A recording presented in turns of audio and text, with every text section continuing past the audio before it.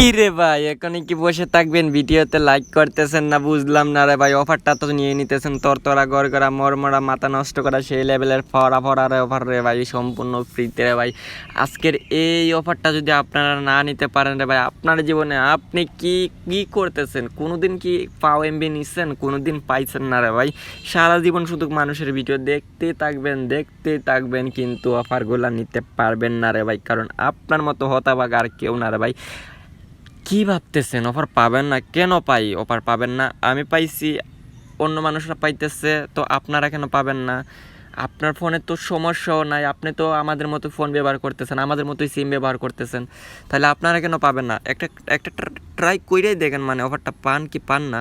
তো ট্রাই করলে তো সমস্যা নাই, একবার তো ট্রাই করে দেখতেই পারেন, কারণ অফারটা পাবেন কি পাবেন না।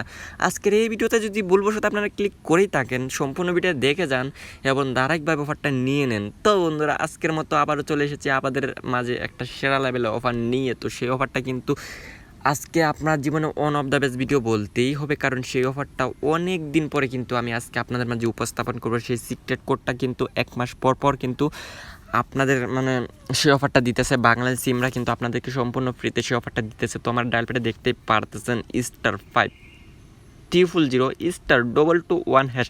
তো বন্ধুরা, সেই কোডটা ডায়াল করার পরে কিন্তু সম্পূর্ণ ফ্রিতে রে ভাই আপনারা পেয়ে যাবেন মাথা নষ্ট করার রে ভাই 4 GB ইন্টারনেটের অফার।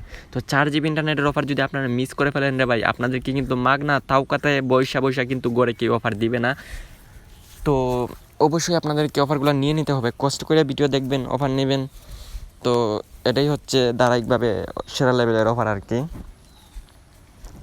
তো ভিডিও যদি না দেখেন, মানে চান তাওকাতে কি অফারগুলো নেবেন, তো ভিডিও দেখবেন না, স্কিপ করে লাস্টের জায়গাটা গিয়ে দেখবেন, তাহলে তো হবে না ভাই। তো অফারটা কিন্তু আপনাদের জন্য না, আমি সোজাই বলে দিতেছি। যারা ফুল ভিডিও দেখবেন তারা অফারটা পাবেন, আর যারা ফুল ভিডিও দেখবেন না অফারটা পাবেন না। আরও যদি আপনার সিমটা বলবেন ভালো না, মোবাইলটা ভালো না, অযথা দোষ দিবেন না, কাউকে দোষ দিবেন না, কারণ দোষটা হচ্ছে আপনার নিজের, এটা আপনাকে বুঝতে হবে। যাই হোক, আশা করছি সকলে বুঝতে পেরেছেন।